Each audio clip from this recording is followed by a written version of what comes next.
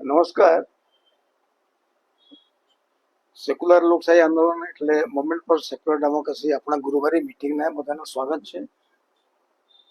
આજે આપણે ચર્ચા કરીશું કે હાલ જે 5 રાજ્યમાં ઇલેક્શન જે ચૂંટણી યોજાઈ ગઈ અને ખાસ કરીને પશ્ચિમ બંગાળ જે હોબાળો ઊભા થયા છે. હું હિન્દીમાં સ્વિચ ઓવર કરું કારણ આપણે બધા ઓડિયન્સ પણ હિન્દી અને ગુજરાતના બહાર ઘણા બધા હોય છે.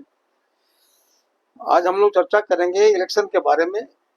5 राज्य में इलेक्शंस हो गया और काफी जो चर्चा में जो है इलेक्शन के बारे में वो खास करके है पश्चिम बंगाल के इलेक्शन के बारे में चर्चा में है. ऐसे तो बात है कि हमारा जो आज अनाउंसमेंट है कि प्रकाश भाई उपस्थित रहेंगे और हम कैसे परीक्षाएं दे रहे हैं इसके एनालाइज कर रहे हैं. एनालिसिस तो बराबर हो नहीं रहा है. एक्चुअली प्रणव रॉय एंड योगेंद्र मैंने ये यादव और तो लगभग मैंने सेंट्रलाइज मीडिया सेंट्रलाइज इंफॉर्मेशंस ये तो लग ही रहा है. तो ये भी बराबर इनका योगेंद्र यादव और प्रणव राय का एनालिसिस जो है वो इस तरह से पेश किया जा रहा है कि कंफ्यूजन ही हुआ है. जो टेबल्स ये परसेंटेज समझ में ना आए इस तरह को खाली किया जाता है और खाली मारपीट और ये मारपीट हो रहा है, वहाँ ऐसा घटना हुआ, वहाँ घटना हुआ. न्यूज भी बराबर न्यूट्रल्स नहीं है. पेपर भी थोड़ा बहुत भी not that way it is जैसा बात करना चाहिए नहीं होना चाहिए. एक्चुअली बंगाल में इतना बड़ा जो अभी रिगिंग की बात चल रही है, 100 सीट का रिगिंग हुआ है, ममता बनर्जी बोल रही है और बोल रही है कि उनको वो रिजाइन नहीं करेगी. ये एक बड़ा विवादमान बात बन सकता है. लेकिन बंगाल में रिगिंग पहली बार नहीं हुआ, बहुत बड़े पैमाने पर हुआ था 1972 में. 1972 रिगिंग हुआ है हिस्टोरिक, बहुत ही घटिया ढंग से रिगिंग हुआ था. वही इंदिरा गांधी हुआ था और Siddharth Shankar Rai become the chief minister. ये इनके जिम्मेदारी में थे बंगाल का. तो बैलेट पेपर था उस टाइम पे और बैलेट पेपर यहाँ मिला वहां मिला, टूटा हुआ बॉक्स यहाँ मिला वहां मिला. वो तो 72 का जो लोग हम लोग बचे टचे लोग हैं उनको थोड़ा याद होगा.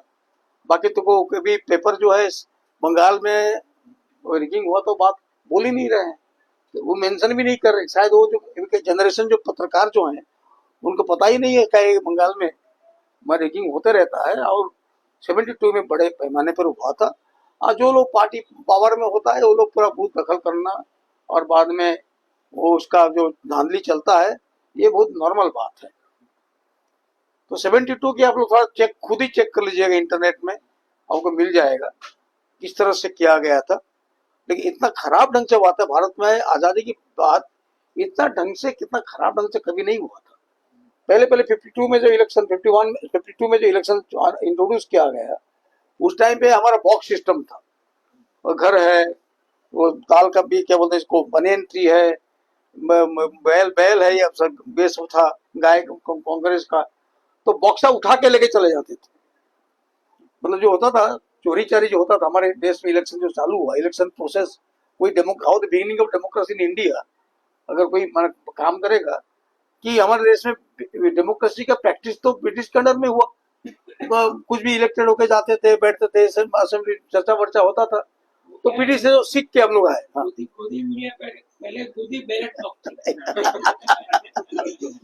तो बक्सा होता था. तो मैं बक्सा देखा हूँ. मैं जब इलेक्शन होता था मैं देखता था क्या हो रहा है. तो ये बक्सा उठा के ले जाना भी सुना है मैंने. तो ये हमारा इस पर रिगिंग होता था. फिर बाद में बैलेट पेपर आया और बैलेट पेपर को लेकर भी काफी विवाद भी हो रहा था. बैलेट पेपर को इंटैक्ट रखते हुए भी कैसे भी आप बैलेट पेपर निकाल सकते हैं उसका भी एक मेजर ने भी डेमोन्स्ट्रेट भी किया था लोकसभा में, पार्लियामेंट में. ये सब वही है, आज नई बात नहीं है. ईवीएम को लेकर बाद में ईवीएम आया बाद में. I think EVM was introduce first in India Ahmedabad municipal election में. कब हुआ वो? 2005 में पहली बार गुजरात में इंट्रोड्यूस हुआ. सब इंट्रोडक्शन गुजरात में होता है.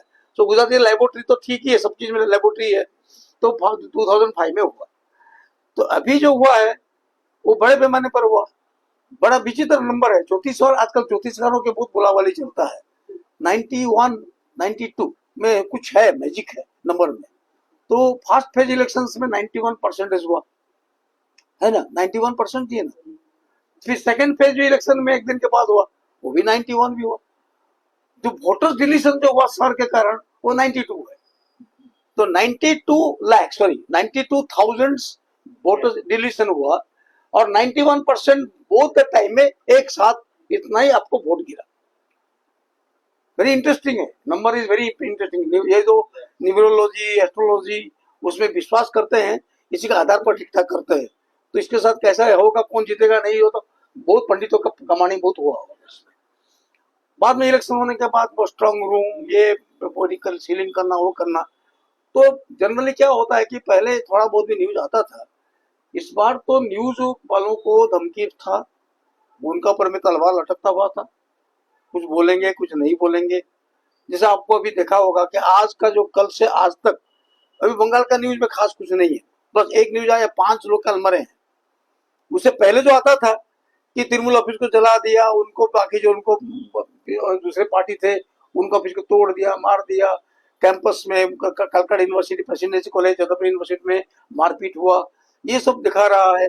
बुलडोजर लेकर जा रहे तोड़ने के लिए न्यू मार्केट, बुलडोजर लेकर, बीजेपी का झंडा है, न्यू मार्केट को बुलडोजर लेकर प्रोसेसन करके वहां बैठकर झंडे के साथ जा रहे हैं, पुलिस खड़ा है, पुलिस कुछ कर नहीं रहा है। ये थोड़ा बहुत न्यूज 2-3 दिन लूजली मिल गया, लेकिन अभी से कंट्रोल हो गया। आज से आप देखेंगे न्यूज नहीं मिलेगा कुछ, you won't get any news. It's very important. अभी शायद प्रेस इंफॉर्मेशन ब्यूरो को शायद किसको क्या उन्होंने, पीएन किसको क्या उन्होंने भी बड़ा किया है, नहीं नहीं नहीं, अभी नया नया अभी किया ना, प्रसार भारती को उसे किया ना। तो ये कंट्रोल करने का जो है, मीडिया कंट्रोल करने के लिए जो बात है, media control is very important. हाँ, मीडिया कंट्रोल के बारे में नाम तो उसी का तो किताब कभी किसी को पढ़ना चाहिए, मैन्युफैक्चरिंग कंसेंट, ये पढ़ना बहुत जरूरी है, ताकि कैसे कोई भी, अमेरिका भी हो, यूरोप भी हो, अब इंडिया भी हो, तो कैसे कंसेंट कैसे मैन्युफैक्चर किया जाता है। और इलेक्शन के बाद जो बड़ा जो लोग होते हैं, हाउ दे डिलीवर स्पीचेस।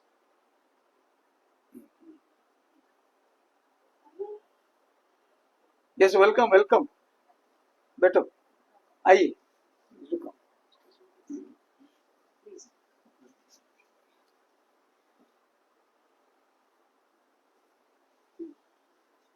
तो ये तो मैन्युफैक्चरिंग कंसेंट तो चलिए अभी चल रहा है। जैसे इलेक्शन हो गया, then prime minister is coming with addressing nation. अभी जो भी बोलते हैं वो नेशन का एड्रेस हो जाता है।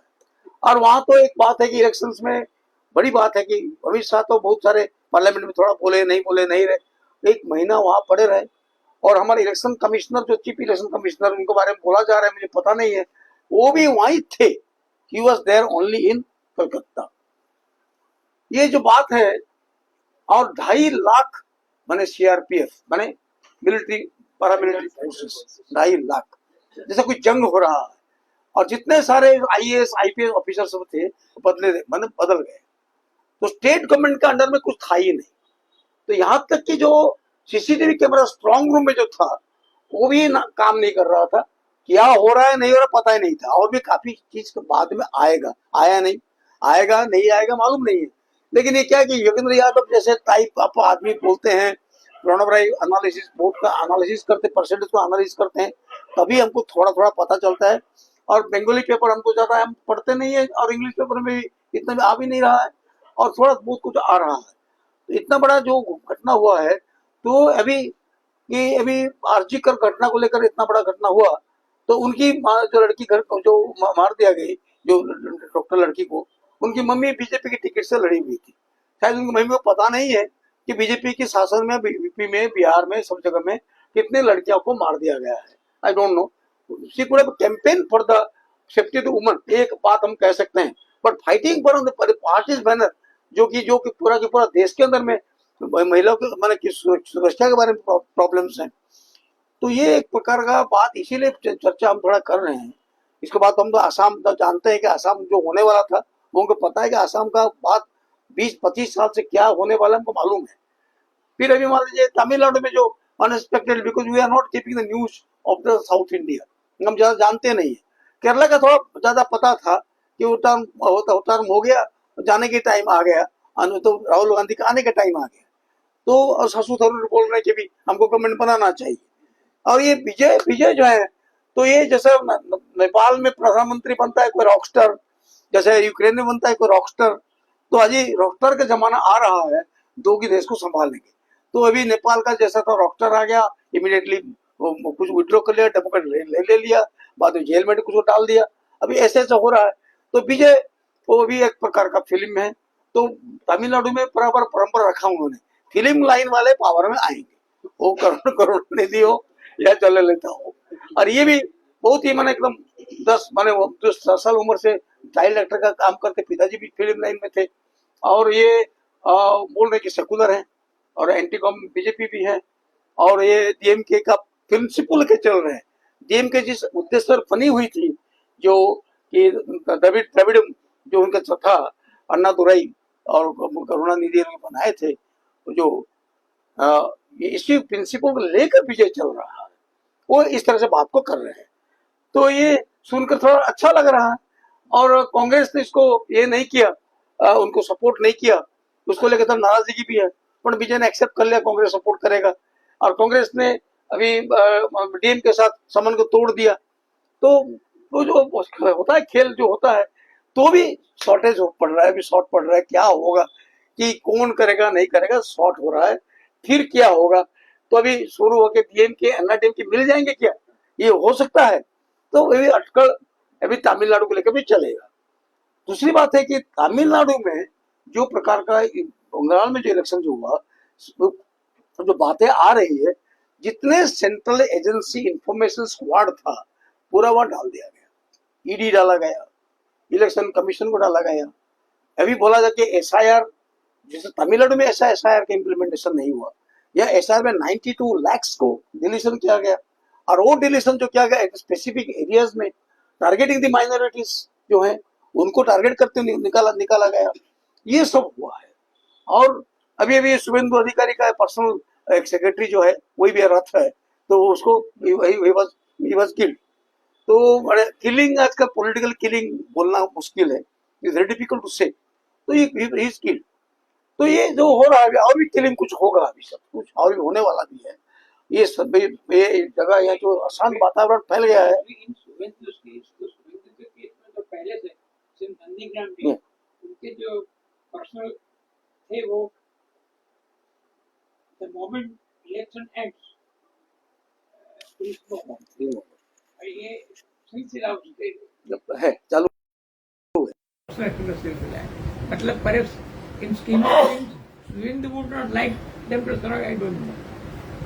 तो इसीलिए क्या होगा कि अभी जो बंगाल में जो हुआ है, इसलिए कि इसके लिए चर्चा इसलिए थोड़ा गहराई में करना जरूरी हो जाता है। लोग आने वाले दिनों में वोट करने जाएंगे, but use of going to cast vote, मेरी वोट कहाँ है नहीं है मुझे पता ही नहीं है। I am not safe, I am not secure, rule of law नहीं है। अगर मैंने वोट अगर बीजेपी के खिलाफ दे दिया अभी, तो मुझे मार पड़ेगी। अगर मैं फील करता हूँ घर के मारे में जो रूलिंग पार्टी को वोट दूंगा मैं, ये जो इंदिरा गांधी के टाइम पे जो था अभी और भी भयंकर रूप से आ रहा है। तो ये जो चीज हो रही है, तो क्या हम जो डेमोक्रेसी की इतनी बात करते हैं, इक्वलिटी, लिबर्टी, फ्रेटर्निटी, डेमोक्रेसी और राइट टू वोट और क्लीन वोट, और हम लोग अभी ईवीएम के बारे में चल रहा है, स्ट्रॉन्ग रूम के बारे में चल रहा है। अरे एसआईआर जो हो गया, सबसे बड़ी अजीब बात है कि ऑल ओवर इंडिया में जो इतना बड़ा बात हो गई है, but none came together. The opposition party, political party, opposition party की बात मैं नहीं कर रहा हूँ, ऑल पॉलिटिकल पार्टी जिसमें जिस पार्लियामेंट्री सिस्टम से वो डिपेंड कर रहे हैं, वो साथ में आए ही नहीं। They did not come together कि चलो इलेक्टोरल रोल जो है वो क्लीन रहना चाहिए। I am the right to vote. Prakash भाई घर चेंज किए, उनका नाम नहीं है। स्वाति बेन जोशी वो घर को उन्होंने चेंज किया, उनका नाम नहीं है। तो ऐसे काफी जो वरिष्ठ सिटीजन जो है उनकी वॉइस भले एक हो, पर इट मैटर्स। तो इनके वोट कितने लोगों को नहीं है, 92 लाख नहीं है मैंने बंगाल में।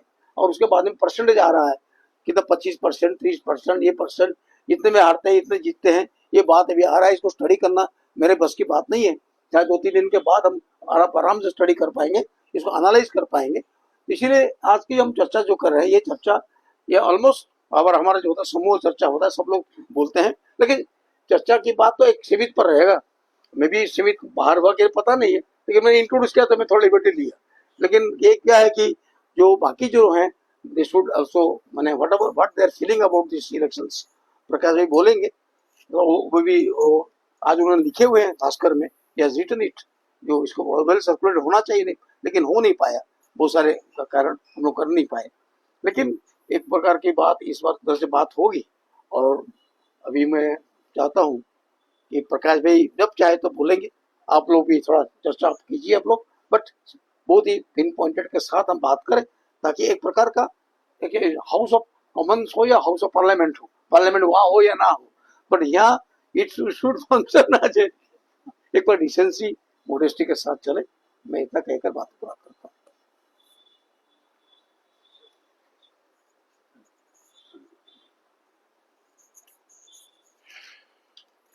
रथ साहब ने काफी भूमिका तैयार कर दी है और ज्यादातर बातों से मैं सम्मत हूँ, मगर एक बात तो है कि एंटी एस्टैब्लिशमेंट तो कुछ होगा बंगाल में, वो तो होगा ही, हो सकता है, क्योंकि 3 टर्म तक कोई चीफ मिनिस्टर रही है तो उसके सामने कोई कुछ न कुछ विरोध तो होगा, और वो जमीन पर जाके हम पता नहीं कर सकते। जो हमारे पास न्यूज आते हैं उसके ऊपर से हम डिपेंड करते हैं, और न्यूज कौन सा न्यूज रिलाई करना और कौन सा नहीं रिलाई करना वो भी एक बड़ी चुनौती है। इसलिए मैं मानता हूँ कि ये सब सर्व में हुआ होगा, जो कुछ भी हुआ होगा, मगर विपक्ष की जहां तक बात है, वो अभी उसका जो रिजल्ट जो आया है खास करके वेस्ट बंगाल का, तो विपक्ष को यूनाइट करेंगे। ममता बनर्जी खुद ने पहले याद किया सब विरोध पक्ष के नेताओं को, जैसे कि राहुल गांधी को, सोनिया गांधी को और अरविंद केजरीवाल को, क्या सबका मेरे पर फोन आया, और मैं अब इंडिया गठबंधन में बराबर काम करूंगी, मजबूत करूंगी, ऐसा है। तो इसका हम पॉजिटिव साइन के तौर पर ले सकते हैं। ज्यादा तो दूसरे बहुत लोग बोलने वाले हैं, तो दूसरे लोग बोलेंगे।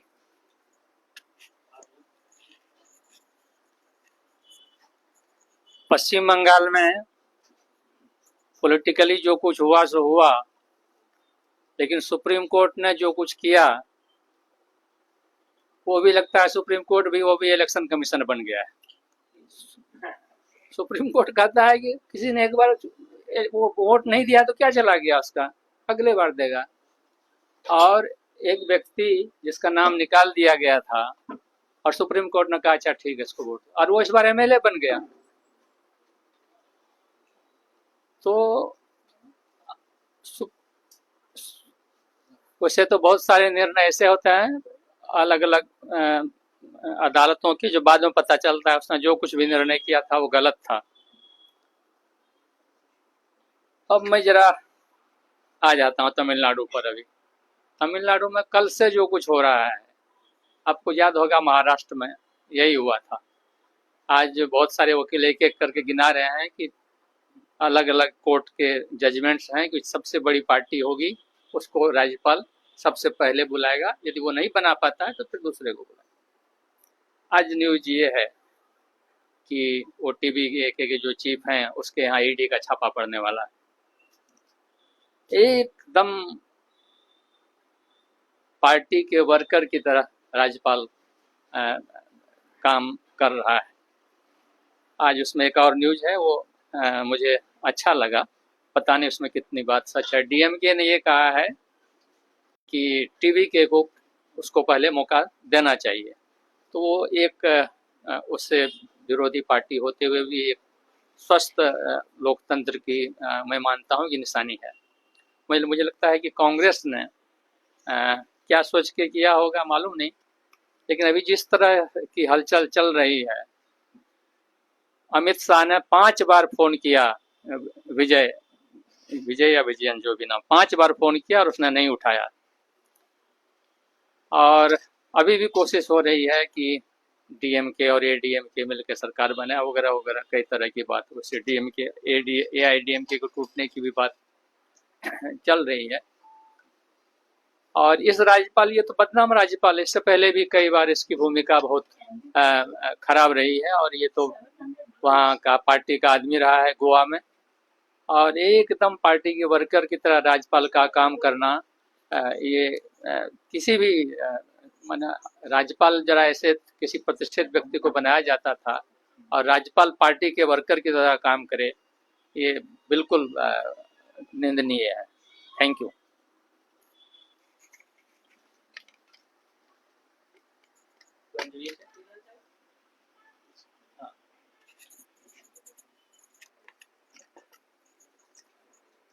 આમાં ઘણા બધા મુદ્દા ભેગા થયા છે. પહેલા એક નોટ કરવાનું છે, અભિષેક બેનર્જીનું સ્ટેટમેન્ટ.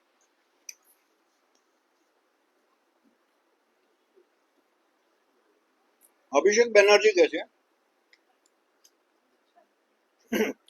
અભિષેક બેનર્જી એટલે મમતા બેનર્જીના ભત્રીજા, ટીએમસી ના નંબર 2. ઈવીએમ में ગડબડી નહીં, આ એમનો ઓપનિંગ સ્ટેટમેન્ટ. રાહુલ ગાંધીએ ઈવીએમ બેલેટ પેપર વિશે કશું નથી કીધું. યોગેન્દ્ર યાદવ ચોખ્ખું કહે છે બેલેટ પેપરની વાત જ નથી કરવાની. પ્રણય રોય કે બેલેટ પેપરની વાત જ નથી કરવી. પ્રણય રોય વિશે ઘણા લોકોને માહિતી નથી આપી દઉં. 2009માં મુકેશ અંબાણીએ પ્રણય રોયને 400 કરોડની વગર વ્યાજની લોન આપી હતી. એટલે ઇઝ અંડરકવર ગોદી મીડિયા. રવીશ કુમાર 130 કરોડના આસામી, જે એ વખતે એનડીટીવી અદાણીના અંડરમાં નહોતું, અદાણીના અંડરમાં 2022માં આવ્યું, 21-22માં.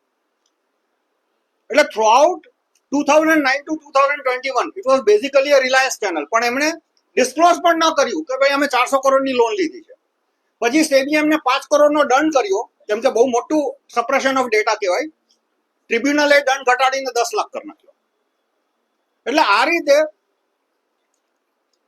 બધા જ નેતાઓ, રાહુલ ગાંધી, કેજરીવાલ, મમતા બેનર્જી એક થઈ ગયા છે કે બેલેટ પેપરનો મુદ્દો, અને બધા કે બેલેટ પેપરનો મુદ્દો દબાવી દેવાનો છે. હવે એસઆઈઆર માં ખોદો તો કશું નીકળતું નથી. ઓલ્ડો ન્યૂઝ કર્ણાટકમાં લોકલ બોડીની ઇલેક્શન થઈ છે, બેલેટ પેપર ઈવીએમ થી થયું. ઈવીએમ, અરે ભાઈ ઈવીએમ, હું તમને લાવી આપીશ આર્ટિકલ. જે છેલ્લું ઇલેક્શન થયું હમણાં કર્ણાટકમાં, એ ઈવીએમ થી થયું છે. ઇવન ટીએમસી, મમતા બેનર્જીની ટીએમસી ની ગવર્મેન્ટ હતી, એમણે લગભગ 2000 ઈવીએમ નો ઓર્ડર 3 વર્ષ પહેલા આપ્યો હતો. કલકત્તાની આ વખતની 2026માં ચૂંટણી આવશે કોર્પોરેશનની, એમાં એનીવે. હવે જે 91 લાખનો કહેવામાં આવે છે, અડધો ન્યૂઝ એ કહે છે કે 91 લાખની વાત બોગસ છે. કેમ કે જે ડિલીશન થયા એમાં ડુપ્લિકેટ, ડેડ અને રિલોકેટેડ એ જેન્યુઇન ડિલીશન હતા. કેટલા લોકો હતા કે જે ત્યાં હતા અને છતાં એમના નામ ડિલીટ થયા? 27 લાખ. પછી ઓલ્ડર ન્યૂઝે કોન્સ્ટિટ્યુઅન્સી વાઇઝ લિસ્ટ આપ્યું કે તો એમાંથી 30 કોન્સ્ટિટ્યુઅન્સી છે એવી કે જેમાં બીજેપીની લીડ ડિલીશન કરતા ઓછી છે. એટલે ઓલ્ડર ન્યૂઝ ઇનડાયરેક્ટલી શું કે છે કે 205, જેમાં જે 207 સીટ બીજેપી જીતી, એમાંથી 30 બાદ કરો તો 177 માં બીજેપીની લીડ એડ્યુડિકેટેડ ડિલીશન જે છે એના કરતા વધારે છે. એટલે ઇનડાયરેક્ટલી ઓલ્ડર ન્યૂઝ હું ઘણું સ્ટડી કરું છું, એ છેલ્લે હંમેશા બીજેપીની ફેવરમાં કટ મારતું હોય છે. આખો દિવસ બીજેપીની વિરુદ્ધ બોલે, પણ છેલ્લે એક એવું આર્ટિકલ લખી નાખે છે આખું બીજેપીની ફેવરમાં જતું હોય. અને ઓલ્ડર ન્યૂઝ બ્લેટન્ટલી બેલેટ પેપરનો વિરોધ કરે છે. મેં એને એક વિડીયો મોકલ્યો, ફેક્ટ ચેકર છે ને, કે જેમાં હરિપ્રસાદે સરકારનું ઈવીએમ લીધું અને સરકારના ઈવીએમમાં એને વોટ ચોરી કરીને બતાવ્યું. તો ઓલ્ડર ન્યૂઝે એને મૂક્યું જ નહીં વેબસાઇટ ઉપર. કે મેં પૂછ્યું કે ભાઈ તમે સાચું છે કે ખોટું, તો older news refuse two even reply. અને બીજો એક ડેમો હતો જેમાં અમારું ઈવીએમ છે, ડબ્બો હોમમેડ ઈવીએમ, એમાં એને તરત લખી નાખ્યું કે આ ઈસીઆઈ નું ઈવીએમ નથી. અને જ્યારે મેં એને બીજો વિડીયો મોકલ્યો જેમાં હરિપ્રસાદે ઈસીઆઈ નું ગવર્મેન્ટ એકચ્યુઅલ ઈવીએમ લઈને વોટ ચોરી ઇમ્પ્લિમેન્ટ કરીને બતાવી, હી વોઝ સાયલન્ટ. હવે આખા જે વોટર લિસ્ટમાં ડિલીશન થયા 27 લાખ, એમાં બહુ એક સાદો સાર નીકળે છે કે અમેરિકાના એક ચિંતકે કીધું હતું કે બુલેટ બોક્સ ઓર બેલેટ બોક્સ, કે જે દિવસે બંદૂકો છૂટવી લેવાશે એ દિવસે તમારો મતાધિકાર છૂટવી લેવામાં આવશે. કેમ કે એ વખતે વોટરમાં મેન્યુપ્યુલેશન કરવું અશક્ય હતું વોટિંગમાં, કેમ કે ઓપન વોટિંગ હતું. અમેરિકામાં 1798 થી 1884 સુધી ઓપન વોટિંગ હતું. એટલે વોટરને ડરાવી શકાય, ધમકાવી શકાય, ખરીદી શકાય, પણ એનો વોટ ચોરી કરવો અશક્ય છે. અને પછી અંગ્રેજો 1860માં બેલેટ બોક્સનો કન્સેપ્ટ લાવ્યો, ઓસ્ટ્રેલિયાથી શરૂ થયો, જેથી સહેલાઈથી વોટ ચોરી થઈ શકે. તો આમાં એક બહુ સાદો સિદ્ધાંત કે જે દિવસે તમારા હાથમાં બંદૂક નહીં હોય તમારો મતાધિકાર છૂટવી લેવામાં આવશે, આજે ભારતમાં સાચી થઈ છે. કે 27 લાખ લોકોનો મતાધિકાર કેમ છૂટવાઈ ગયો? કેમ કે એમની પાસે બંદૂકો નથી. એઝ્યુમિંગ કે એમાંથી અમુક નાગરિકો હતા, એમાંથી બાંગ્લાદેશીઓ હતા, છૂટવાઈ ગયા, વેલ એન્ડ ગુડ, ફાઇન, પણ એમાંથી ઘણા જેન્યુઇન સિટીઝન પણ હતા જેમનો મતાધિકાર છૂટવાઈ ગયો. તો હવે આપણે નવેસરથી ચિંતન કરવું પડશે કે જે લોકો બેલેટ પેપરના વિરોધી છે, Yogendra Yadav, Prashant Bhushan, as of today Prashant Bhushan is silent about ballot paper. તમે એના છેલ્લા 3 મહિનાના બધા સ્ટેટમેન્ટ વાંચી જુઓ, ટ્વીટ વાંચી જુઓ. He has not spoken a word about. એ લોકો ચોખ્ખું કહે છે કે we will use SIR to suppress the ballot paper issue. કે SIR ઉપર એટલો બધો ઢોલ નગારા વગાડો કે આખો બેલેટ પેપરનો મુદ્દો જ દબાઈ જાય. આ પહેલી વખત નથી થયું, ભારતના ઇતિહાસમાં અનેક વખત થયું છે. જ્યારે મહાત્મા ભગતસિંહે પૂર્ણ સ્વરાજનો મુદ્દો લીધો હતો ત્યારે તરત જ મોહનભાઈએ શું કીધું કે અમારે મીઠા ઉપર ટેક્સ નથી આપવો. એટલે જે મીઠા ઉપર ટેક્સ નથી આપવો એ પૂર્ણ સ્વરાજની વાતને દબાવી દેવા માટે. એમ આખો જે SIR વિરોધ આજે તમે જોઈ રહ્યા છો, એમાં પહેલા જ વ્યક્તિને પૂછો કે ભાઈ બેલેટ પેપર છે તમારા મુદ્દામાં કે માત્ર SIR વિરોધ છે, તો ચોખ્ખો કહે છે કે અત્યારે માત્ર SIR વિરોધ જ, બેલેટ પેપરનો આપણે વાત જ નથી કરવાની. They are all fake, fraud, phonies. Ballot પેપરનો મુદ્દો વધારે ઇમ્પોર્ટન્ટ છે, નહીં તો ઇક્વલી ઇમ્પોર્ટન્ટ છે. તમે કરશો શું? તમારું નામ મેં SIR માં રાખી દીધું, વોટર લિસ્ટમાં નાખી દીધું, 4 વાર નાખી દીધું, 4 વાર વોટ આપી આવ્યા, 4 વખત EVM માં બદલી નાખ્યા, ફાયદો શું તમને? એટલે બીજું we have to now look for referendum for open vote, optional open vote. એટલે કે જેને પોતાનો વોટ ઓપ્શનલી ખુલ્લો રાખવો છે એ ઓપનમાં વોટિંગ કરી શકે. અને ભાઈ ગુંડા આવીને તમને ધમકાવશે તો તમે ગુંડા સાથે ગુંડાની જેમ વર્તો ને. Who is stopping you?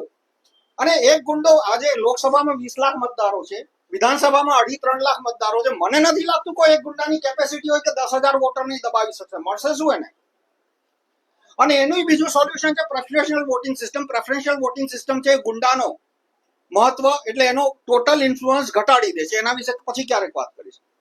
તો આમાં 3-4 વસ્તુ ભેગા થઈ છે કે પહેલા જે નાગરિકોનો બંદૂક ઝૂંટવી લીધી, બધાએ બંધારણ લખતી વખતે એક વાત ઉપર બધા ભેગા થઈ ગયા કે નાગરિકોને કે પોલીસ મારફત આપણે નાગરિકોને ઢોર માર મારી શકીએ, એટલે પેલા બંદૂકો ઝૂંટવી લો. એટલે ભારત, આખો ભારત છે બંદૂક વિહોણું થઈ ગયું. અને હવે બંદૂક નથી નાગરિકો પાસે, એટલે હવે મતાધિકાર છૂટવાઈ ગયો. અને જે મતાધિકાર છૂટવાયો SIR વગેરે, that is only to cover up. હવે ઓલ્ટો ન્યૂઝ શું કહે છે કે ધારી લો કે જે 27 લાખ નાગરિકોનો મતાધિકાર છૂટવાનો છે, કેમ કે જે 91 લાખ છે જેમાં ડિલીટેડ છે, જેમાં ડેડ છે, ટ્રાન્સફર રિલોકેટેડ છે કે ડુપ્લિકેટ છે, એમનો તો કઈ મતાધિકાર છૂટવાનો નથી. 27 લાખના કદાચ 30 લાખ હશે. હવે ઓલ્ટો ન્યૂઝ કહે છે કે ધારી લો કે 27 લાખ વોટ દેવા ગયા હતા, ધારી લો કે બધાએ TMC ને વોટ આપ્યો, તો બીજેપી ને 207 ની જગ્યાએ 170 સીટ મળે. આ ઓલ્ટો ન્યૂઝ કે છે આંકડા સાથે. જ્યુડિશિયરી એટલે પેલા ECI અને જ્યુડિશિયરીના ઇન્ટરિમ જજમેન્ટમાંથી લોકો આંકડા લે. તો મેજોરિટી તો મળી જ ગઈ ને. અને સેમ ઓલ્ટો ન્યૂઝ અને બાકી બધા શું કે છે કે there is no need for ballot paper. તમે મને બતાવો યોગેન્દ્ર યાદવને એક ટ્વીટ કે ના we should go back to ballot paper નથી. પ્રશાંત ભૂષણનો છેલ્લા 3 મહિનામાં નથી. તો first V have two boycott this fake opposition. Real opposition તો આપણને નરેન્દ્ર મોદી તો છાતી ઠોકીને કહે છે ને કે ના EVM જ હોવું જોઈએ. ભાઈ આપણને મૂરખ તો નથી બનાવતો, જેવો છે એવો મૂરખ. આજે હિટલર છે અને યહૂદીઓને મૂરખ તો ન બનાવ્યા ને. તો we have to first look at the fake opposition and then isolate them, or rather we isolate ourselves from fake opposition.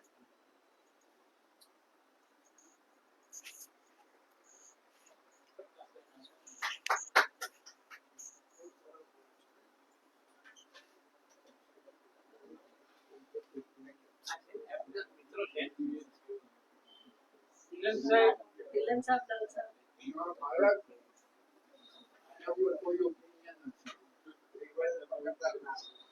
agree that people were suffering from the કેટલા વર્ષ સુધી કોઈને tolerate નહીં કરી શકાય. So the alternate was they accepted it. But the techniques વાપર્યા છે બીજેપીએ the same technique through the communist law. So બેંગોલમાં method work same, actors change. That's what I have no observation. News remains same, people change. Okay. સારું વાત છે.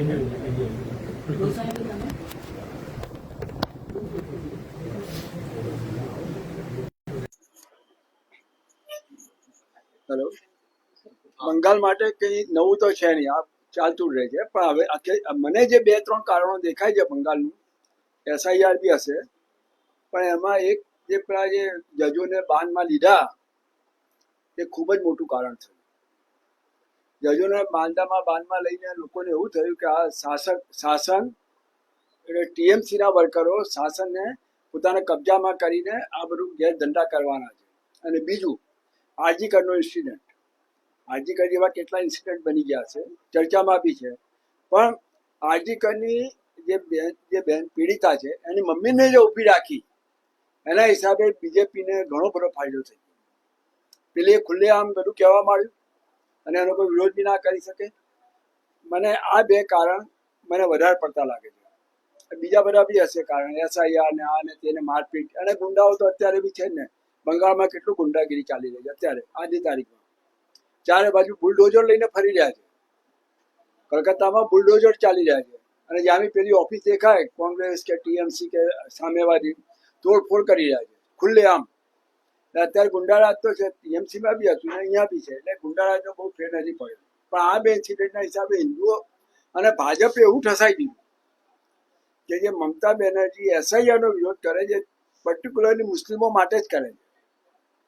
એટલે હિન્દુઓએ એક જાગૃત થઈ લગભગ 100માંથી 75% હિન્દુઓએ આ ભાજપને વોટ આપ્યો. મને આવું એક કારણ લાગે.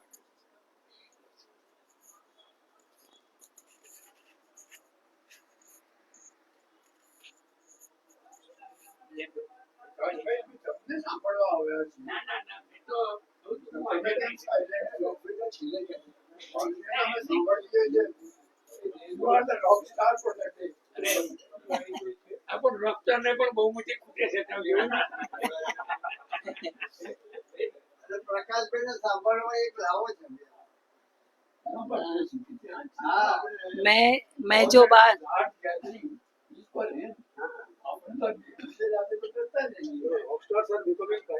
મીનાક્ષીબેન मैं जो बात बताना चाहती हूँ, ये बात सही है कि ममता जी के शासन से सब लोग खुश नहीं थे. एंटी इनकम्बेंसी होता है एक फैक्टर, पर गुजरात में तो 30 साल हो गए, एंटी इनकम्बेंसी यहाँ तो होता नहीं है. तो हम जब एंटी इनकम्बेंसी की बात करते हैं तो दूसरे स्टेट का जो रेफरेंस है वो भी देखना चाहिए. SIR एक बहुत बड़ी बात थी. राहुल भाई की बात से मैं सहमत हूँ कि बैलेट पेपर की कोई बात नहीं कर रहा है, क्योंकि EVM के खिलाफ बोलना, अगर कांग्रेस बोलेंगे तो वो कैसे जीतते हैं, वो आर्ग्यूमेंट आती है. क्योंकि कुछ स्टेट उनको भी मिल जाते हैं और कुछ जगह पे उनको भी मौका मिल जाता है रूल करने का. इसलिए EVM के खिलाफ बात करने में all political parties mostly United है. उसमें बैलेट पेपर की बात कम कर रहे हैं सब लोग. और EVM का प्रूव करना, मतलब हम आपके वहां तो हुआ, हरिप्रसाद जी ने भी किया, पर सब लोग नहीं ये बात को इतना एक्सेप्ट करते हैं. पर ये जो SIR का जो हुआ और पूरा फैक्टर एंटी इनकम्बेंसी तो है ही, उसमें कोई सवाल नहीं है. ये गुंडागर्दी की बात है, पर बंगाल के लिए गुंडागर्दी की बात जो पहले भी रिगिंग की बात की रथ भाई ने, तो ये बहुत सारे फैक्टर्स तो थे. पर अभी पूरा जो एडमिनिस्ट्रेशन को ये करना, पूरा इलेक्शन कमीशन का जो स्टैंड, फिर सुप्रीम कोर्ट का भी जो स्टैंड, वो जो सवाल या निशान थे जो वोटर्स पे 29 लाख वोटर्स, उनमें से हियरिंग जो ट्रिब्यूनल हुआ उसमें से 2 ही लोग वोट कर पाए. मतलब इतने 29 लाख वोटर्स के लिए आपने जो प्रोविजन किया और इतना नजदीक में पोलिंग डे है, तो आपने तो राइट टू वोट छीन ही लिया उन लोगों का।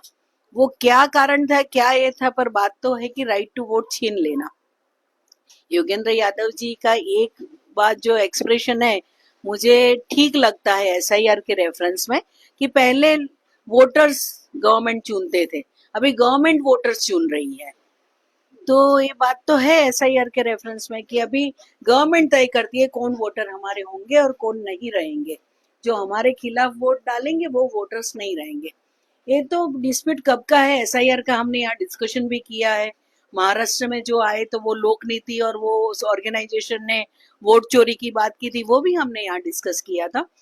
पर इलेक्शन कमीशन ने जो राइट उसका नहीं है सिटीजनशिप तय करने का, वो राइट है ऐसा सुप्रीम कोर्ट में आर्ग्यूमेंट हुआ और सुप्रीम ने भी ये बात को माना। वो बहुत भयंकर बात है। हमारे देश में सिटीजनशिप का जो राइट है या सिटीजनशिप का ये है, वो सिर्फ होम मिनिस्ट्री तय कर सकती है। ये तो इनडायरेक्टली एनआरसी भी हो गया, जो हमारे लिए सबके लिए चिंता की बात है। और ये डिलीशन जो हो रहा है, ठीक है, लोग नहीं रहते हैं, मर गए हैं या मूव आउट किए हैं, उनका होना ही चाहिए, पर इतना इंतजार किसने किया था? जैसे यहाँ एसआईआर में, मेरे खुद का एग्जाम्पल दूं, हमारी सोसाइटी का नाम ही नहीं था 2003 के एसआईआर में। हमने बहुत कलेक्टर से किया कि हमारा नाम, हमने तो वोट किया था, कैसे नहीं है हमारा नाम? फिर कंप्लेन हुआ, बीएलओ को बहुत एक किया, लास्टली देव मैनेज की, आप लोगों का नाम था। बताइए, तो पहले कहाँ गया था? तो ये एसआईआर का जो पूरा एक ड्रामा है, मतलब वो उसको हम कैसे करें? और ये तो राहुल भाई भी बोले हैं पहले कि वो मशीन रीडेबल है, उसका ये नहीं कर सकते, आपको जो शेयर किया जाता है वेबसाइट पे अपलोड किया गया, वो सब उसमें कितनी सारी कमियां हैं जिसको हम समझ नहीं सकते या चैलेंज नहीं कर सकते। तो एक पूरी प्रोसेस जो हुई एसआईआर ने जो शुरू किया, और एसआईआर का प्रोसेस जो शुरू किया जैसे इलेक्शन कमीशन ने, उसमें पूरा इतने सारे असेंबली का चुनाव भी सामने था। और एंटी इनकम्बेंसी गुजरात में क्यों नहीं लग रहा है, मैं तो समझ ही नहीं पाती। हमने तो कॉर्पोरेशन इलेक्शन में देखा कि सब लोग गटर पानी और लाइट को लेके कंप्लेन कर रहे हैं। ये नवरंगपुरा सबसे पॉश एरिया माना जाता है, उसमें ही रास्ते नहीं है और लोगों को पीने का पानी नवरंगपुरा गांव में नहीं आ रहा है, तो फिर कैसे लोग वोट दिए? मतलब ये समझ में नहीं आता है कि एंटी इनकम्बेंसी यहाँ नहीं है, पर दूसरे सब जगह एंटी इनकम्बेंसी है। स्टालिन को एंटी इनकम्बेंसी होगा, ममता जी को ये होगा, इनको एंटी इनकम्बेंसी होगा, केरला में होगा, गुजरात में एंटी इनकम्बेंसी नहीं होगा। मतलब एंटी इनकम्बेंसी प्रूफ है गुजरात। ऐसा हम कोई नई फिनोमिना है? तो ये सब डिटेल में डिस्कशन इसलिए हम कर रहे हैं कि एक तरफ से पूरे देश में जो पिक्चर उभर रहा है कि जैसे सब लोग हिंदू इज्म को लेके इतने उसका ये है, विश्वास है कि सब लोग ऐसे वोट दिए।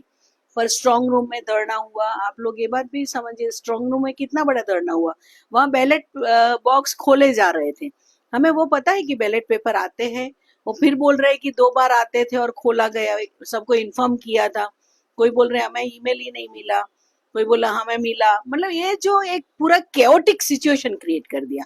इलेक्शन का जो प्रोसेस पीसफुल एंड ट्रांसपेरेंट होना चाहिए, उसके बदले एकदम केओस है, कुछ समझ में नहीं आता। कोई वहां से वो चिल्ला रहा है, कोई वहां से वो चिल्ला रहा है, तो कुछ बात समझ ही नहीं सकते थे। और पूरा पोलिंग के दिन भी ये हुआ, काउंटिंग के दिन भी ये हुआ, और आफ्टर रिजल्ट भी अभी जो चल रहा है पूरा बंगाल का जो माहौल है, उसमें क्या है? मतलब ऐसा भले प्राइम मिनिस्टर बताए कि सब लोग हम ये करें, रूल ऑफ लॉ की बात करें, पर रूल ऑफ लॉ तो आपकी जिम्मेवारी अभी हुई ना।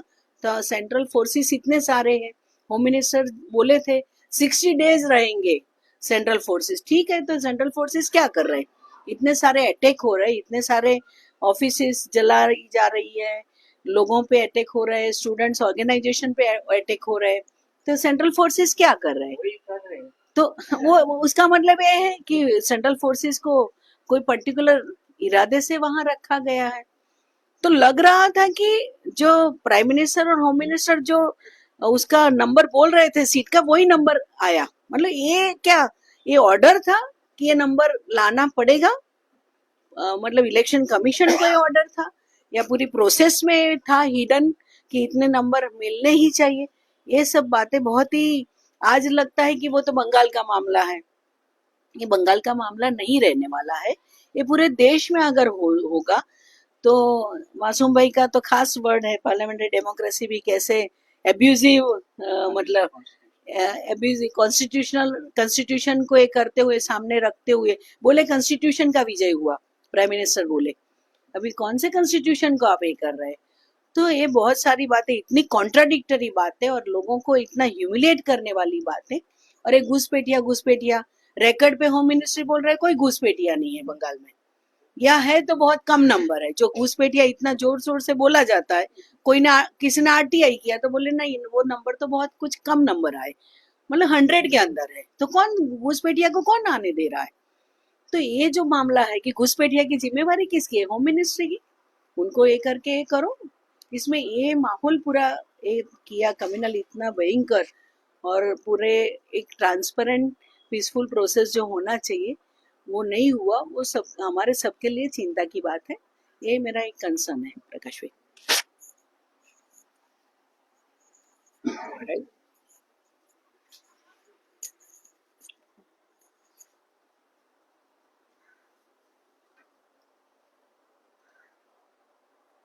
Well, I think मुझे ऑप्टिमिस्टिक नोट पर शुरू करना चाहिए।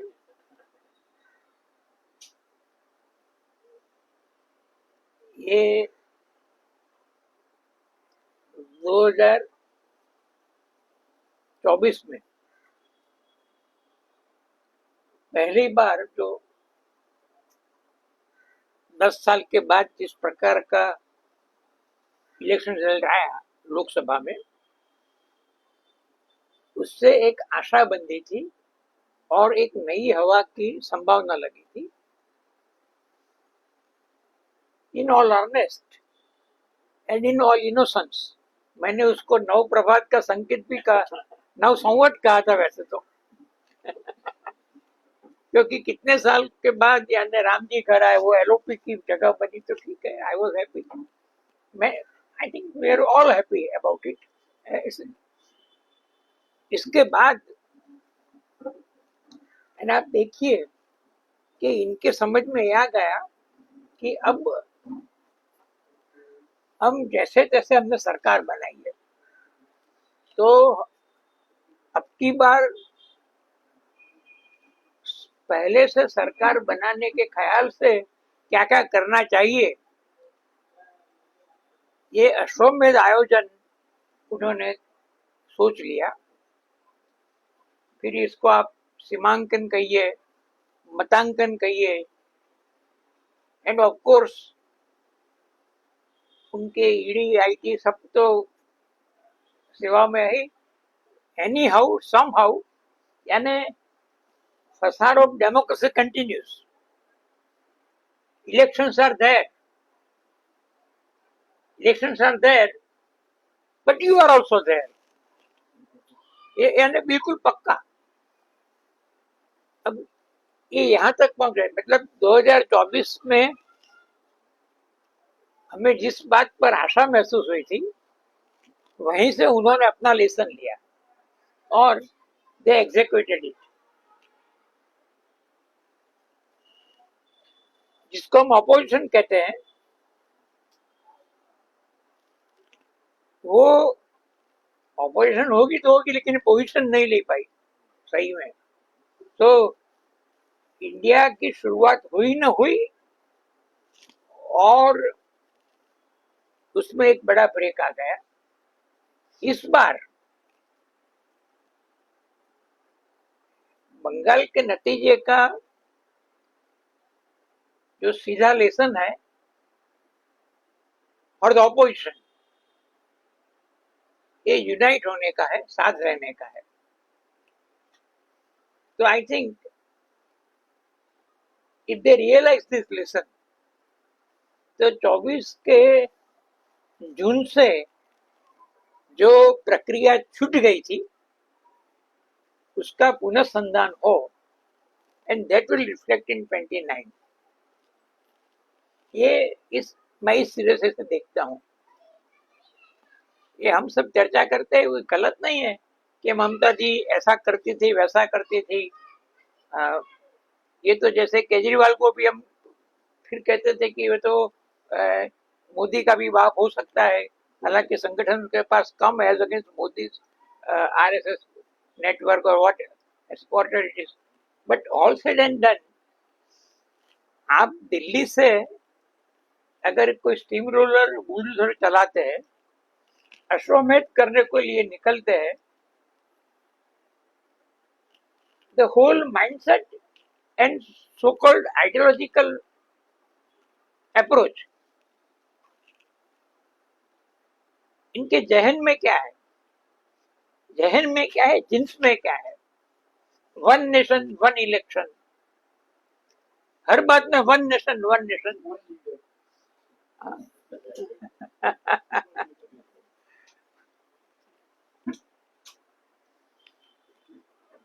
धुरंधर।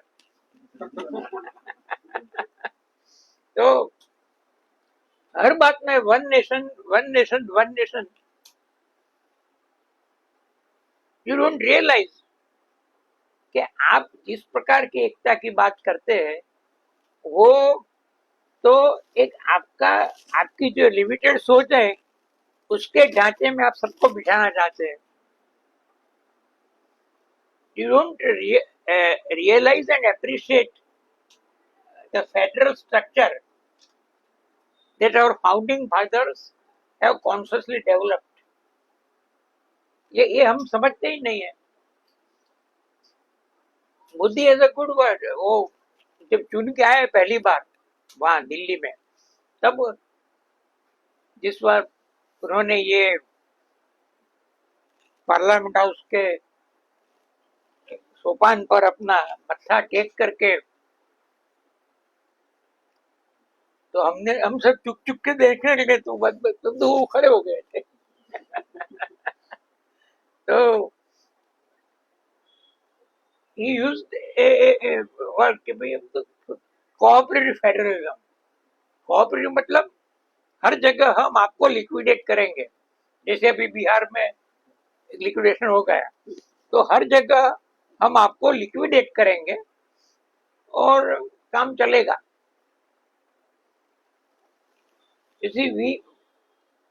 Why did we criticize Mrs. Gandhi? आप जानते हैं तेलुगु देशम का उद्भव ये द वे राजीव गांधी, इसके पहले मिसेस गांधी, तो ये जो डलहौसी की खालसा नीति, अन्य पार्टी के स्टेट को अपने उसमें ले लेना, खालसा कर देना, ये तो इसमें से तेलुगु देशम वगैरह फेज आए। और अब खूबी ये है कि वन नेशन वन इलेक्शन वाले लोगों को तेलुगु देशम का लाभ मिलता है। हालांकि तेलुगु देशम ये खालसा नीति के विरोध में आया, उद्गम हुआ था उसका, लेकिन आज जो लोग वही खालसा नीति चला रहे हैं उसको उनका लाभ मिल रहा है, क्योंकि वो भी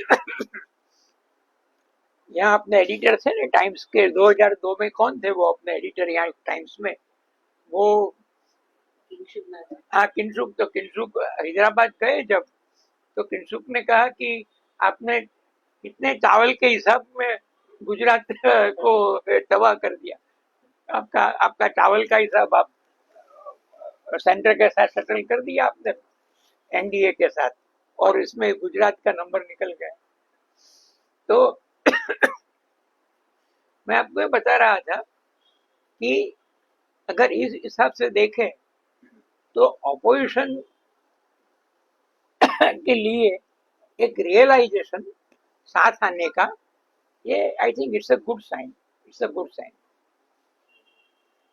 दूसरा, it cannot but be federal. आप जानते हैं दिल्ली में जो एक बड़ा फर्क जनता दल के जमाने में हुआ, राइज ऑफ वीपी, तो उस वक्त क्या था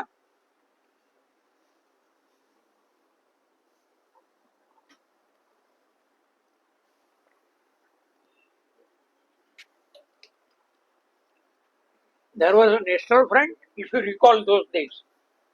अब आप 30 साल पीछे चले जाइए, if you recall those days, 25 साल 30 साल 25 साल 30 साल पीछे चले जाइए, if you recall those days, तो एक फेडरल फ्रंट था और नेशनल फ्रंट था, जैसे आप सबको अकोमोडेट कर सकते थे। उस जमाने में तो एक और बीजेपी और दूसरी और सीपीआई सीपीएम, ये इसके साथ थे और चला। But an opposition can function as a ruling party, एक तो एक तो ये हो सकता है, लेकिन ये जो सारी प्रोसेस है, state manage elections and stage manage results, state manage elections and stage manage results, इसके साथ साथ ये प्रोसेस में, एज वी ऑल नो, एक Hindu consolidation, vote of Hindu consolidation, ये इसके एक स्थायी वो है। एंड अब मैं क्या कहूँ, ये कभी हास्यास्पद या कभी विभत्स अश्लील लगता है, बिल्कुल विभत्स लगता है, कभी हास्यास्पद लगता है। आपने देखा ये बंगाल के चुनाव में कि अपने सब विशेष प्रकार के भारत भक्त, ये इन्होंने बंगाल में डेमो किया है, मच्छी खाते, मांस मच्छी खाते, जैसे वो क्रिकेट मैच में चीयरांगना होती है, चीयर लीडर्स, ऐसे ये अपने भाई लोग निकले, हम मच्छी खाते, हम वध कर रहे, बिना प्याज लहसुन। सनातन सनातन। और अब किरण रिज्जू वो कहते भी हमारे यहाँ ईशान भारत में तो मतलब गौ मांस ये नॉर्मल है उसका। हाँ, और राम माधव ने कहा कि भाई ठीक है, हम तो ये तो एक लाइफस्टाइल की बात है, इसमें झगड़ा क्यों, इन ऑल इनोसेंस, तो फिर आपके सब गोरक्षक कहाँ थे। बट मैं जो आपको कहना चाहता हूं कि from any angle they have developed a neck of so called Hindu consolidation, इसको हम इग्नोर नहीं कर सकते। अब कितने कॉन्ट्रडिक्शन है, आप देखिए, ये किरण रिज्जू और फिर ये देखिए, अच्छा अब रामकृष्ण परमहंस और विवेकानंद का के जीवन को देखे, मच्छी तो उसमें कहीं उसका निषेध था ही नहीं। कंप्लीट वर्क्स ऑफ विवेकानंद से आप पसार होते हैं तो कहीं विवेकानंद ने को बीफ का भी कोई प्रॉब्लम नहीं था, ही डिडंट माइंड इट। अब आप देखिए, जब 2002 के गुजरात चर्चा होती थी, तो आज एक बहुत अच्छा नहीं, लेकिन ऐसा एक मैं स्मरण मेरा है, मैं आपको कहता हूँ समझने के लिए कि लोग नरेंद्र मोदी की पर्सनल लाइफ कितनी अच्छी है, वे कितना अच्छा है, वगैरह वगैरह, और ये एक बड़े मॉडल के रूप में अपने मुरारी बापू ने तो कहा था कि मैंने अनुष्ठान, जयंती पेमेंट को तो अनुष्ठान पूर्वक एम के, देन आई रोट કે ભાઈ હિટલર સંપૂર્ણ શાકાહારી હતો અને રામકૃષ્ણ પરમહંસ વિવેકાનંદ માંસાહારનો ભાગ નહોતો. હવે તમે તમારું મૂલ્યાંકન કેવી રીતે કરવા માંગો છો? હિટલર અ ગ્રેટ વિગાન તો નહીં પણ વેજીટેરિયન, અને Vivekananda Paramahamsa they didn't mind mutton. Now what is your, तो आप सनातन के नाम पे अभी सनातन चला है, पहले हिंदू बहुत चला है, अब सनातन करते हैं क्योंकि हिंदू में शायद एक रिपल्सन कभी कभी आ जाता है, वो समझते हैं तो सनातन, हालांकि they don't understand even the ancestry of सनातन. सनातन एक कब पॉपुलर हुआ? आर्य समाज के जमाने में। आर्य समाज उस जमाने के हिंदुइज्म के हिसाब से जो रिफॉर्मिव, आप सत्यार प्रकाश पढ़िए, आपको सबके बारे में उसमें खुलासा मिलेगा, आज के सब स्थापित धर्मों के बारे में, दयानंद के जो ख्याल थे। बट मैं तो ये बात करता था कि दयानंद ने जो हिंदू उसमें रिफॉर्म की मूवमेंट की, a bit revolutionary in a limited sense, तो ये उसके जवाब में हम सनातनी है ये ख्याल खड़ा किया। इसमें से जो हिंदू धर्म बना जिसके हम सब कायल है वो तो हम समझते ही नहीं है। आप ये गीता प्रेस गोरखपुर वगैरह के हम बहुत प्रशंसा करते हैं, बट जिस प्रकार का सनातनी ख्याल उन्हें पोसा, उसमें गांधी की मूवमेंट, गांधी के लिए उसमें एक प्रकार का निहित अंतर ही नहीं, तिरस्कार भी था। इट वाज, अब देखिए इतिहास से, it was not an accident कि जब गांधी जी की हत्या हुई उसके बाद हनुमान प्रसाद पोद्दार सहित के लोग शंका के दायरे में थे। ये it's a fact, it's a fact. तो ये आपका हिंदुइज्म क्या है? बट एनीवे, एक हिंदू कॉन्सोलेशन करना, यू सिंपली डोंट रियलाइज। तो ये उनका हमेशा चलता है। But all said and done, अब जरा दूसरे सिरे से देखे सिल्वर लाइन के वोटिंग में परसेंटेज, सब स्टेट मैनेज और स्टेट मैनेज करने के बाद तृणमूल और बीजेपी के वोटिंग में 3-4% का ही फर्क है। दैट मीन्स के अगर ऑपोजिशन सही सिरे से काम करती है और अपने विचार और एक्टिविज्म दोनों को मिला के चलती है, तो ये कोई ऐसा अकाट्य फासला नहीं है। 2002 के गुजरात में भी नहीं था। मैं आपको बताऊं, आज अब छोड़ दीजिए 30 साल की अपने जो बात की एंटी कहा है वो ठीक है, लेकिन इफ यू रिकॉल 2017 में तो बिल्कुल नेक टू नेक आ गए थे कांग्रेस और बीजेपी। तो लेकिन एक जो सॉफ्ट ख्याल है, जैसे देखिए कि भाई आपको लोगों को अपील करना है तो भारत की भावभूमि की बात करिए, तो सही बात है, ये गलत नहीं है। भारत में होना, उसका एक आनंद होना, अपनी भूमि को चाहना, इसमें तो क्या गलत बात है, वो तो सहज है। ये बहुत अच्छी एक बात पाकिस्तान से आए गुजराती मित्रों ने की थी जब शंकर सिंह वाघेला मुख्यमंत्री थे। कच्छ से वो कच्छी गुजराती पाकिस्तान में रहने वाले ये आए थे, तो वो कहते थे कि हम मुस्लिम हैं लेकिन वतन को चाहना वो तो ईमान है। अपना मोहम्मद बेग था यहाँ मातरना, જે પછી પાકિસ્તાન જઈને રહ્યા, ઇફ યુ રિકોલ, અચ્છા કવિ હતા। તો મોહમ્મદ બેગ પાકિસ્તાન થી આયા અને અમૃતા પ્રીતમ ને મળવા ગયા ત્યારે હાથમાં મુઠ્ઠી લઈને ગયા, વતનની મુઠ્ઠી અહીંની ને ત્યાંની એમ। બહુ સુંદર એનો પ્રસંગ એમણે એ સંભાળતા હતા। મને સત્યમ પટેલે રોકાણ કરે છે મોહમ્મદભાઈ।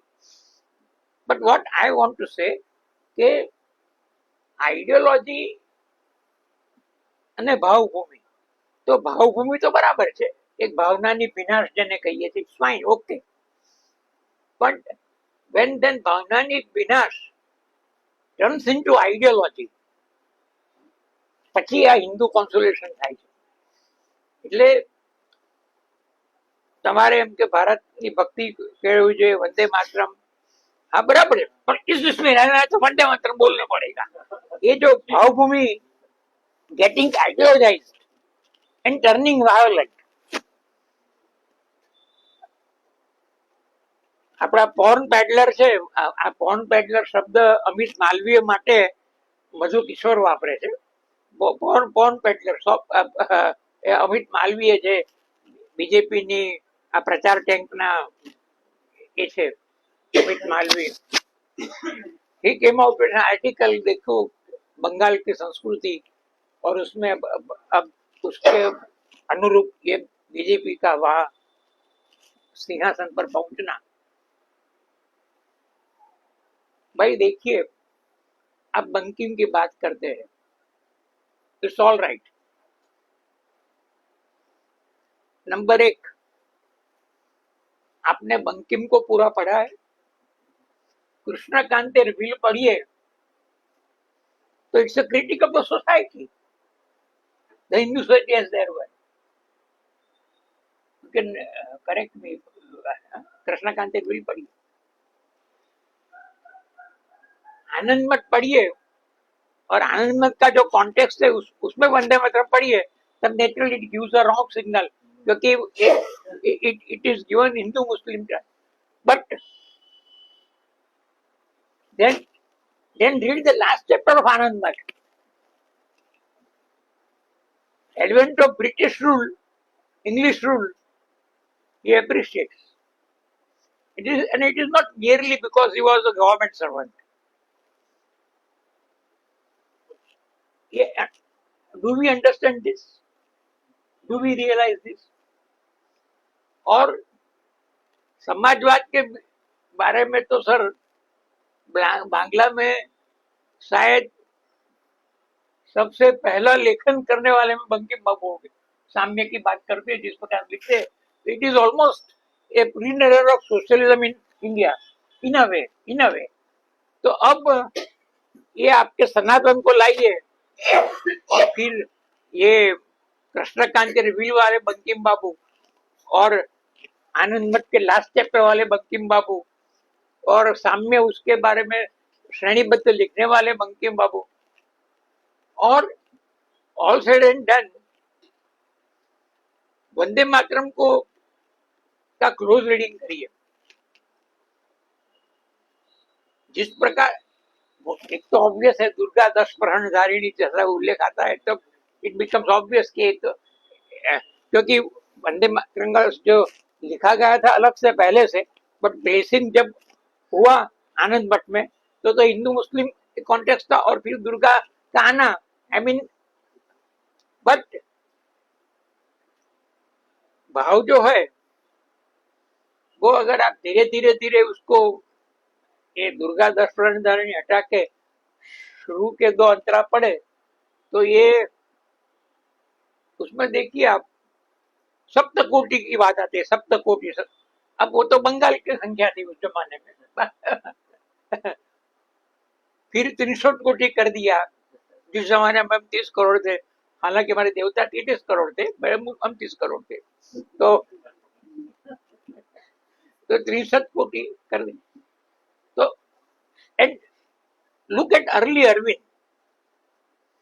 अर्ली अरविंद हैज रिटन कि वंदे मातरम तो हमारे बंगाल का नेशनल एंथम है.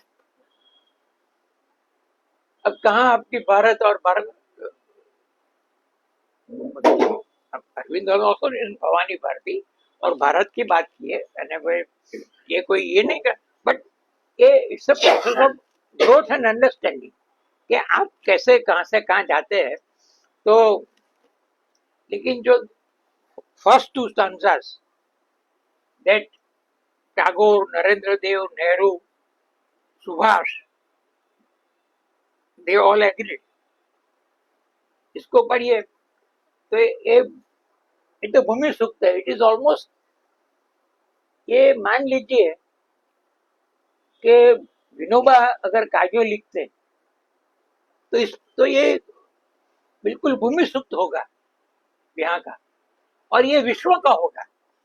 It is not specifically located to a certain area. इतना मैप जो है वो तो वैश्विक मैप है. माता भूमि ही पुत्रों पृथ्व्या, ये वंदे मातरम के फर्स्ट स्टांजास का अपना एक स्थान है, और बाकी की तो ऐड होती गई. और पुराने जमाने में भी पूरा नहीं गाया जाता था, वे दो ही प्रचलित थी ज्यादा। बट नाउ ये बंगाल विजय के लिए इन्होंने ये पिछले महीनों में वंदे मातरम की झुंबेश चलाई। ठीक है, मैं जो बात करता था कि भावभूमि इज फाइन, ओके, बट इसके हिसाब से आइडियोलॉजिकल ये कर देना, जैसे वंदे मातरम का किया। अब आप देखिए, वो कहते हैं कि हमारे लिए बंगाल जाना तो हमारे लिए एक घर जाना है, क्योंकि और फाउंडर, जनसंघ के हमारे फाउंडर मुखर्जी का ये है, मुखर्जी का, श्याम प्रसाद मुखर्जी का ये है। But then we have to discuss your founder also, your founder is plus and minus. Shyam Prasad जब एट यंग एज ऑफ 33 के जब यूनिवर्सिटी के वाइस चांसलर हुए, sort of followed his father Ashutosh. तो कॉन्वोकेशन के लिए उन्हें रविंद्रनाथ को बुलाया, and it was historical event के यूनिवर्सिटी का, ब्रिटिश पीरियड में स्थापित यूनिवर्सिटी का कॉन्वोकेशन एड्रेस, दीक्षांत अभिभाषण बांग्ला में हो। I mean, but of course credit to large extent goes to Tagore, but ये पंडित सुखलाल जी ने जब बनारस छोड़ने का निर्णय किया, it Shyama Prasad who invited him कि आप यूनिवर्सिटी में आइए और प्राचीन भारतीय विद्या में आपको जो काम करना हो करिए। हालांकि सुखलाल जी तो गांधी जी के पास गुजरात में आने के लिए लालायित थे, तो वो वहां नहीं गए। बट देन ये होता है। मेरा कहना ये है कि अब ये मुखर्जी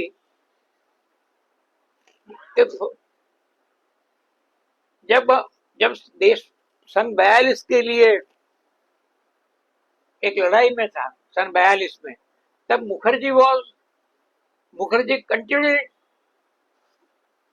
इन the Bengal ministry. The ministry was headed by Fazlul Haq. अब आज ये अपने बॉन्ड पेडलर अमित मालविया है, वो अपने को कहेंगे कि ये मुस्लिम लीग को बाहर रखने एक कृषक मजदूर पक्ष जो था फजलुल हक का, उसके साथ मुखर्जी ने काम किया। Well, but bond peddler Amit Malviya will not tell you कि पाकिस्तान का रेजोल्यूशन तो मुस्लिम लीग के सेशन में फजलुल हक ने पायलट किया था। He had moved the resolution. तो फिर ये भद्रलोक का प्रॉब्लम क्या था बंगाल में कि they became impatient because they realise जिस प्रकार की बंगाल की रचना थी, तो बंग के सामने तो सब लड़े, लेकिन a good section of the Bhadralok, it realized that if Bengal is to go as one unit, single unit, it will always be a Muslim majority area. So there is a desperate sort of expression, historically recorded in Shyama Prasad's words. Mukherjee tells to Mountbatten कि हिंदुस्तान का विभाजन हो कि न हो, लेकिन बंगाल कर दो, कर डालो। डेस्परेशन, ये सबके यानी बड़े नेशनलिस्टों की भी ये प्रॉब्लम थी उस जमाने। हम देखे, हम और आप लाजपत राय की बात करते हैं। Lajpat Rai was an all India leader, but Punjab में उनकी नियति क्या थी? पंजाब में मुस्लिम मेजोरिटी के कॉन्टेक्स्ट में हिंदू विभाजन। Lajpat Rai usually took a larger picture और एक व्यापक वलय है, लेकिन ये उनकी ये थी। तो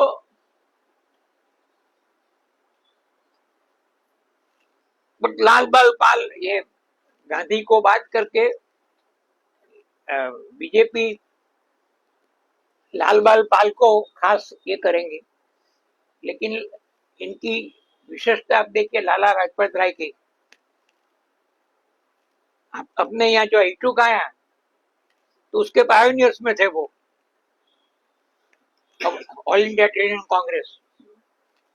and not merely that, Lajpat Rai ने उस वक्त उसके इनॉग्रेल उसमें फंक्शन में अपने उसमें जिस प्रकार से मजदूरों की बात की है, श्रमिकों की और कैपिटलिज्म की, तो he is almost coating marks, almost 4-6 उसका एक पैरा आप लेके निकाल के देखेंगे तो आपको लगेगा कि ये मार्क्स ये कह रहे हैं।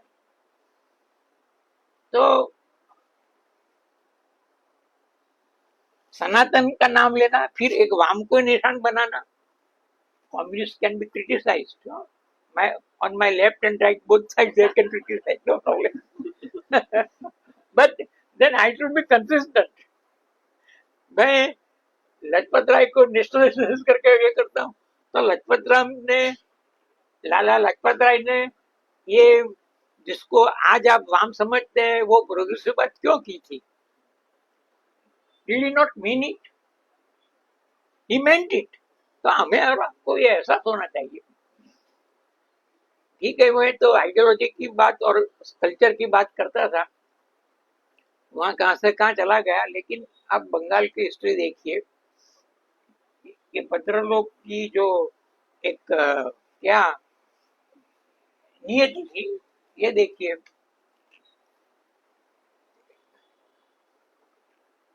सुभाष बाबू पहले समूचे वंदे मातरम की बात करते थे, but after discussing the issue with Rabindranath, Subhash came round के इसको इस प्रकार से लेना चाहिए। अब जनगण के बारे में तो एक और किंवदंती चलती है, उसकी मैं नहीं जाता हूँ, लेकिन जनगण मन का एक हिंदुस्तानी वर्जन तो ग़ियासुद्दीन फौज में चलता था, long before it become our national anthem. Janagana Mana का एक हिंदुस्तानी वर्जन ये आजादी फौज में चलता था। तो अमार बांग्ला वगैरह कहते हैं। अब देखिए आयरनी, ये ममता दीदी के सब तीनों स्लोगन, ये जॉय बांग्ला, माटी मानू मानुष, ये सब बांग्लादेश की मूवमेंट में आए हैं। ये शेख मुजीबुर रहमान और उनके साथियों, उन्होंने जो स्लोगन्स कॉइन किए थे वो यहाँ चलते हैं। जॉय बांग्ला भी, माटी मानुष भी, और ये तीसरा भी एक मैं भूल गया, वो सब बांग्लादेश मूवमेंट की देन है।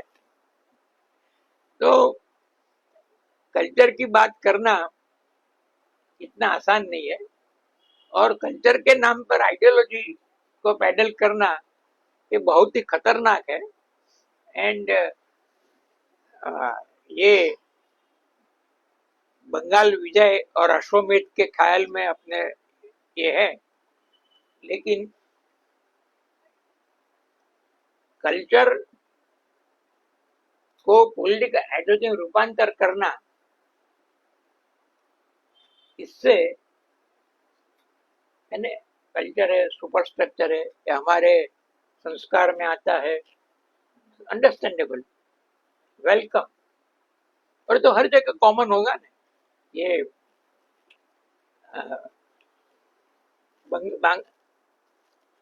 बांग्ला भाषा के मुद्दे पर तो बांग्लादेश बन गया, क्योंकि वो उर्दू उसके थोपने की बात थी। अब ये यूपी में जो कल्चर खिला, इससे ये अलग था, तो फिर यूपी पंजाब का सारा ख्याल यहाँ आप थोपने आए, तो it turn into a sort of क्या कहेंगे उसको, एक प्रकार का कॉलोनियलिज्म हो गया, आर्थिक भी और सांस्कृतिक भी, और इसका प्रतिकार हुआ। तो